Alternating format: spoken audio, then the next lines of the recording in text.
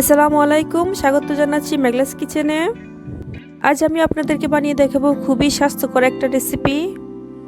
এটা হলো কালিজিরা ভর্তা। এই কালিজিরার গুণাগুণ আমরা কম বেশি সবাই জানি। সকল রোগের মহা ঔষধে নাকি এই কালিজিরা, তাই এর গুণাগুণ বলে শেষ করা যাবে না।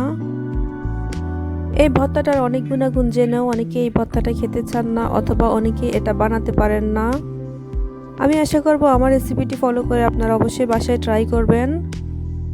আপনাদের বানানোর সুবাদ্যার্থে আমি এখানে দুটি ভিন্ন স্বাদের কালিজিরার ভর্তা বানিয়েছি, যাতে যেই কোনো কেউ খুব সহজে এই ভর্তাটা বানাতে পারেন। তাছাড়াও আমি বলে দেব কিভাবে আপনারা দীর্ঘদিন এইটা সংরক্ষণ করে রাখতে পারেন তার পদ্ধতি। চলে এলাম সরাসরি রান্নায়। চুলায় একটা প্যান বসিয়ে এর মাঝে দিয়ে দিচ্ছি আমি কালো জিরা। এখানে আমি 2 কাপ কালো জিরে দিয়েছি, আপনারা আপনাদের পরিমাণ মতো দিতে পারেন। যেহেতু এটাকে আমি সংরক্ষণ করে রাখবো, তার জন্য আমি কিছুটা পরিমাণ বেশি দিয়েছি।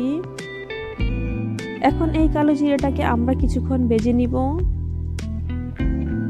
চুলার আঁচটা মিডিয়াম হিটে রেখে এটাকে ভাজতে হবে, আর অনবরত নাড়তে হবে, এটাকে নাড়া থামানো যাবে না।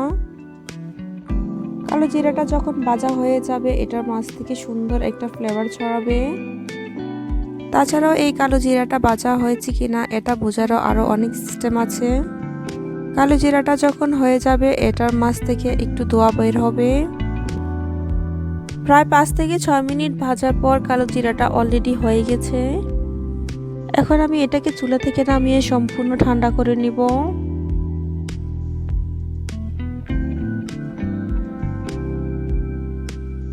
এখন চুলা আরেকটা প্যান বসিয়ে এর মাঝে দিয়ে দিচ্ছি কিছুটা পরিমাণ কুচি করা পেঁয়াজ। পেঁয়াজগুলোকে আমি হালকা সোনালী কালার করে ভেজে নিব। তারপর দিয়ে দিচ্ছি কিছুটা পরিমাণ সরিষার তেল। এখানে যারা সরিষার তেলটা দিতে চান না, তারা এখানে অলিভ অয়েল কিংবা রেগুলার অয়েলও দিতে পারেন। এখন আমি কিছুক্ষণ অপেক্ষা করব পেঁয়াজটা হালকা নরম হওয়া পর্যন্ত।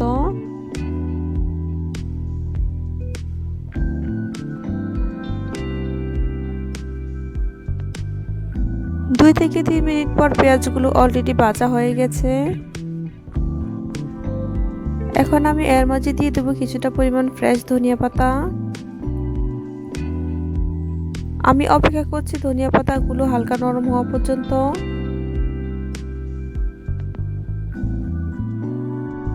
এখন সম্পূর্ণ ধনিয়া পাতাগুলো পেঁয়াজের সাথে মিশে গেছে। এখন এগুলোকে আমরা উঠিয়ে সাইডে রেখে দিব।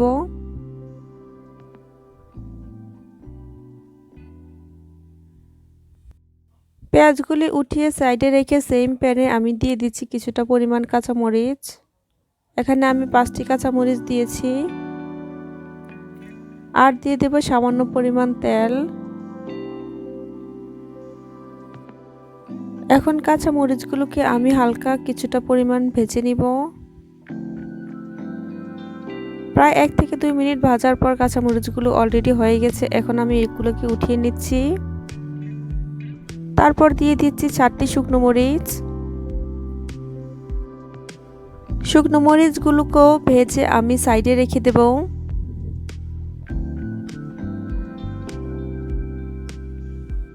চলে এলাম ভর্তার প্রিপারেশন করতে। এখানে আমি ব্লেন্ডারে দিয়ে দিচ্ছি কালো জিরা। কালো জিরাটাকে অবশ্যই সম্পূর্ণ ঠান্ডা করে দিতে হবে। তারপর এটাকে আমি ভালোভাবে ব্লেন্ড করে নিব।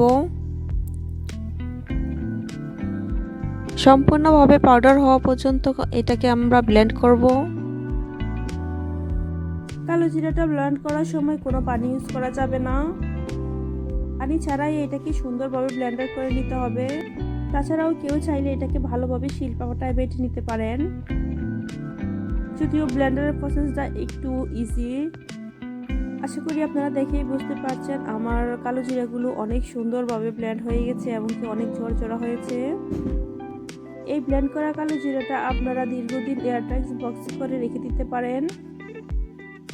এখন আমি সেম ব্লেন্ডারে দিয়ে দিচ্ছি 2 চামচ পরিমাণ কালো জিরা।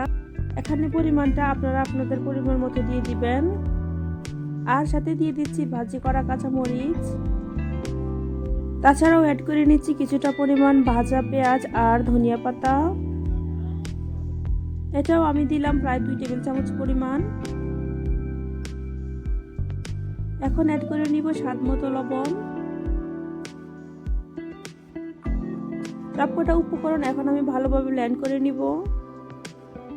এই তো হয়ে গেল ভাজা কাঁচা মরিচ দিয়ে কালো জিরা ভর্তা। এই ভর্তাটা খেতে ভীষণ মজাদার, আপনারা অবশ্যই বাসায় ট্রাই করবেন। এখন আমরা বানাবো সেকেন্ড ভর্তা। তার জন্য একটা প্লেট নিয়ে নিলাম, এর মাঝে দিয়ে দিব আমি শুকনো মরিচ। এখানে জালটা আপনারা আপনাদের পরিমাণ মতো দিবেন। আমি এখানে 3টি শুকনো মরিচ দিয়েছি, আর দিয়ে দেব স্বাদ মতো লবণ।